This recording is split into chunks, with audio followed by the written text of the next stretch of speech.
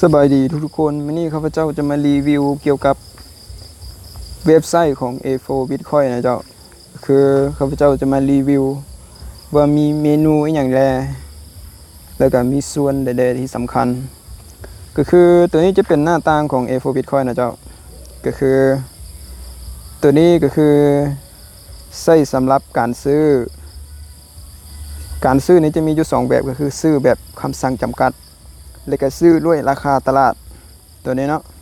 การซื้อแล้วมาเบิ่งการขายก็คือกันเจ้าการขายก็มีทั้งขายด้วยคำสั่งจำกัดแล้วก็ขายด้วยราคาตลาดตัวนี้เนาะถามว่าสองอันนี้ต่างกันแบบใดก็คือ2อันนี้ต่างกันแน่นอนเนาะราคาจำกัดนี่ก็คือขายในราคาจำกัดนี่ก็คือเราต้องการขายด้วยราคาใดก็ได้สูงเท่าไหร่ก็ได้ต่ำเท่าไหร่ก็ได้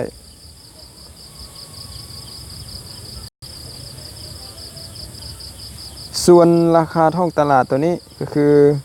เราจะขายแล้วมันจะไวจะได้ขายไว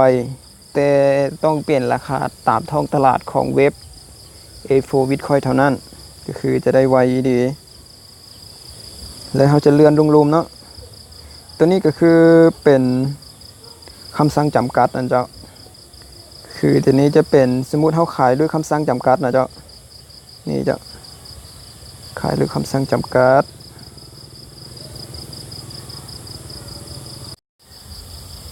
มาสืบต่อกันเลยนะเจ้าเนาะก็คือเมื่อกี้นั้นมีข้อความเขาคือเลยหยุดไปหน่อยนึงแล้วมาสืบต่อเราจะมาแนะนำร้านเทิงนี่อีกครั้งหนึ่งเนาะก็คือ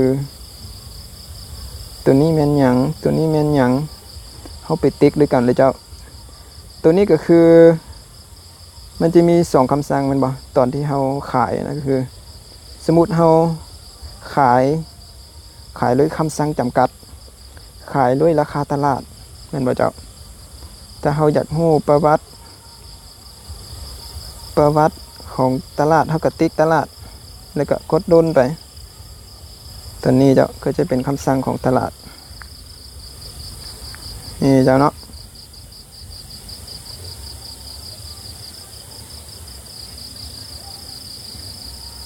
นี่เจ้านี่ก็คือจะเป็นประวัติของตลาดการขายการซื้อขายช่องตลาดก็คือตอนนี้ให้ทุกคนมากด3เหลี่ยมเชิงเองเนาะเพื่อจะไปเมนูมาอีกกดเข้าไปเลยนี่เป็นประวัติการฝากเนาะนี่จ้ะประวัติการฝากกดเข้าไปเลยเนาะตัวนี้เนาะประวัติการฝากเงินกีบก็กดเข้าไปเขาอยากรู้ประวัติการฝากเงินนี่อย่างนี่ข้าพเจ้าเขาจะมีการฝากเงินหลายครั้งพอสมควรเนาะเขาบอกหลายสั้นๆ4 ครั้งแล้วให้ทุกคนกด4เหลี่ยมเทิงอีก3เหลี่ยมเทิงอีกแล้วทุกคนมาเบิ่งประวัติการถอนเนาะคลิกเข้าไปเลยประวัติการถอนเขาจะคลิกไปเงินกีบเนาะข้าพเจ้าจะเบิ่งเงินกีบว่าข้าพเจ้าถอนกี่ครั้งแล้วนี่ข้าพเจ้าถอนอยู่2 ครั้งเนาะ